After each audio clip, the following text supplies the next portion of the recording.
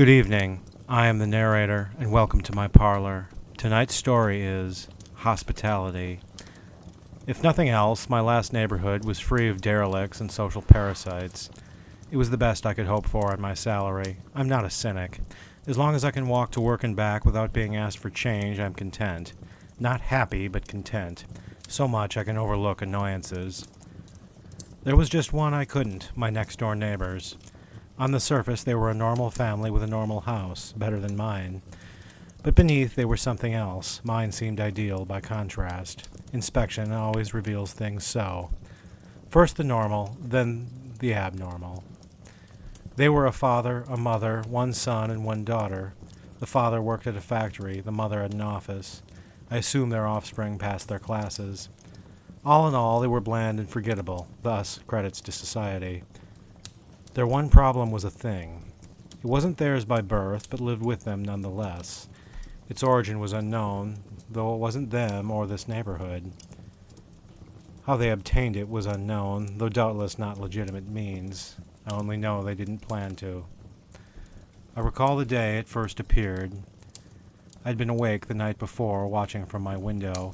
The father loomed in silhouette, speaking on the phone, very animated. Abruptly, he slammed it to its receiver and trudged out of sight. My interest piqued. I returned to my window at dawn, eyes peeled as I waited. The family trudged outside and down their steps, single file, their heads down, their hands tucked in their pockets. They looked both tired and afraid, the father solemn in addition. They boarded their car and lurched onto the street, fading into the distance. I watched, fascinated. They would be gone all day. Their home would be empty and untended. I couldn't help but note the dark cloud forming above it, not visible to the eye, but still perceivable. It seemed to await their return as intently as I did. By night, their headlights appeared in the distance like two sad, empty eyes. They grew larger and sadder until the van appeared at last, its passengers in silhouette. They parked and shuffled out, their eyes on the ground as they were that morning. Then there had been 4. Now there were 5. A new figure had joined them, one I didn't recognize. I peered through my window. It was a child's size, yet walked like an adult. This was clear, even in darkness. Neither parent led it by hand. Rather, both stood aside as it led itself. In fact, both seemed to avoid it as much as they could. It climbed the steps, stood at the door, and turned to them. I was unnerved, yet intrigued, and the cloud above seemed pleased. I struggled to sleep that night. Who was this, and why their distress? And did it relate to the phone call? If so, how? I laid awake in darkness, the light of my dime store lamp not needed. My speculation ran far and wide, fading as I succumbed at last to slumber. I woke to a bright and sunny day, one perk of the season. The sky was blue, the sun was shining. Pedestrians and pets strolled the sidewalks.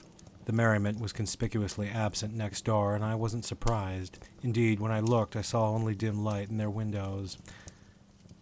The cloud was still invisible, yet its power had grown. The dearth of activity disappointed and fascinated me. I peered through my window, eager to see inside. Their silhouettes soon appeared. The father, son, and daughter gathered at the table as normal, with one minor change.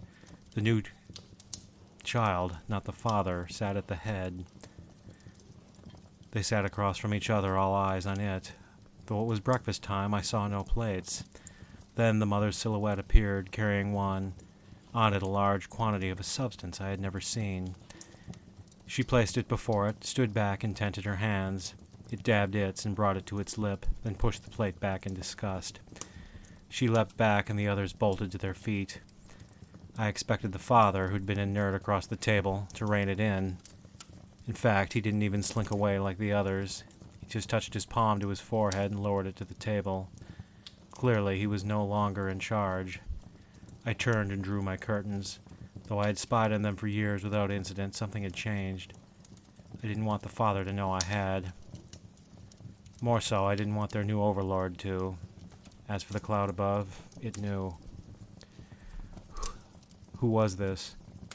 Where had he come from? And why was he there? I would endeavor to learn, at risks yet unknown. Again, sleep was fitful and unsatisfying. My sole focus was the besotted house to my right. In time, the sun returned. Exhausted, I rose and trudged to my window, only to find the family yet asleep. Luckily, I could see their bedroom windows. Through their blinds, I saw their silhouettes, tossing and turning as I had. They were not restless, but afraid. I looked down to the den and saw the silhouette of the small one, seated, its arms crossed. I looked up again.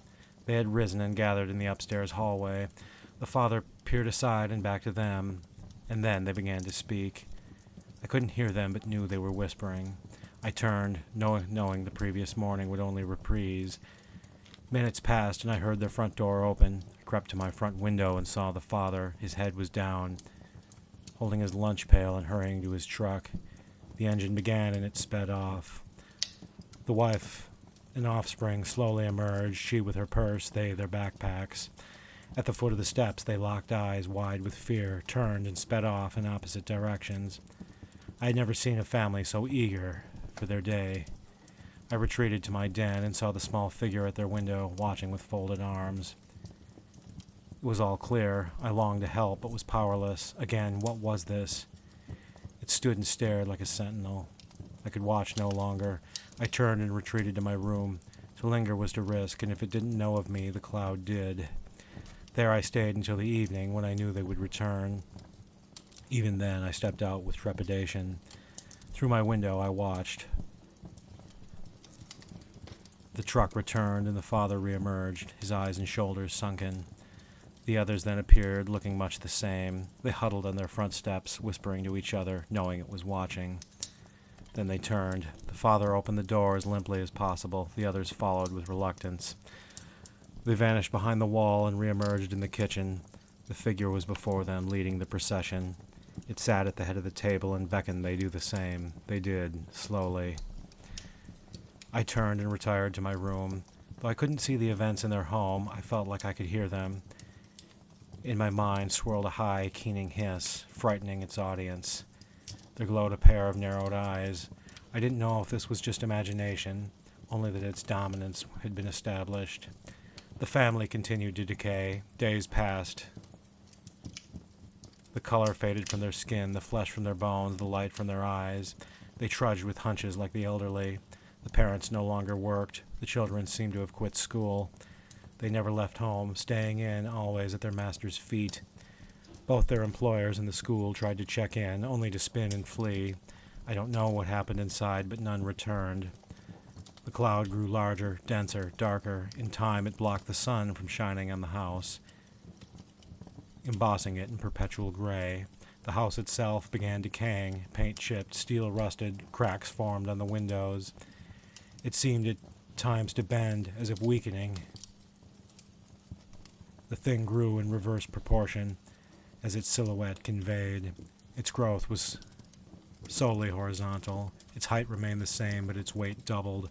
Night after night, I saw through the windows its short, corpulent form at the head of the table, raising an arm and dropping squirming forms into its mouth. The family watched in frozen horror.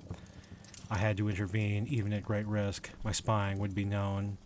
Maybe if I succeeded, it would be overlooked. I quelled such concerns as I focused on logistics. The next morning, I peered through my window as always, awaiting the father's emergence. He appeared in time for breakfast, then left the kitchen. I slipped out my front door into his front steps, hoping to greet him. I predicted hesitation and didn't know his master's full awareness. Still, I knew I must. I would simply linger on the steps rather than knock directly. The latter would make me known too clearly for comfort. Soon I saw a rustle in the curtains and an eye peer through. The father's, not the guest's, luckily. I waved. The eye vanished, an arm waved in its place. Then the door cracked open and the eye returned. I crept up the steps, already seeing the door slam closed and hearing nervous scuttling. I stood and spoke to the eye. It seemed dislocated, as if it wasn't attached to a face, as if the man had been so reduced. "May we speak?" I whispered. He waited, then slid out the door, closed it quietly behind him, and continued staring blankly. I know what's going on. "Help us," he groaned. I could only ask yes or no questions. Between those and his nods, I learned his master never slept and could only thrive in total darkness. I began to build my plan. I shook his hand. It slid through mine like liquid. He then nodded farewell and vanished inside, struggling with his door. I wondered if his master knew of his stepping out and our talk. If so, I reasoned, he would not have spoken to me to begin with. The day passed without incident, only slowly rising tension. By night I felt equipped, with and for what I had no idea. I again slipped to my neighbors and ascended their steps, each slower and less steady than the last. It made sense that their door was unlocked. Strangers weren't allowed and burglars would pass it by. I crept in as I assumed the father intended. The interior was unlike any I had ever been. Though lit only by moonlight, it was strangely visible. The walls seemed to bend and swoon, moaning with quiet aches. Furniture seemed to recoil in fear. I felt. One more second I would black out and collapse. Just as I was about to, I noticed the father prone on the couch. He seemed too weak to move. Our eyes met. He raised his finger meekly and pointed to the kitchen. I nodded and crept forth, knowing not what to expect. It was there at the head of the table, as if awaiting my arrival. I saw only the silhouette. Darkness obscured its features. It gurgled with turgid breath. I didn't know its powers. Revulsion took over and thought ceased.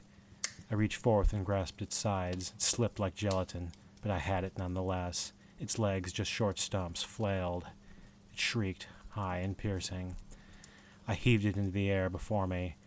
Moonlight shone through the window, revealing its eyes, yellow, bulging bulbs. I hurled it forth. It flew through the room and crashed to the floor. Dense liquid poured from its stomach. At once, the atmosphere brightened. I peered around. The walls and furniture were returning to normal. I looked back to the thing. It lay still. Behind me, footsteps sounded down the stairs, small and tentative. Soon the family stood at my side, gazing upon it. Even in darkness I could see improvement. The jaundice had faded from their eyes. Their jaws had realigned. They stood upright. Just then, an engine sounded from the driveway. Headlights lit the front window. Slowly, the father turned toward it.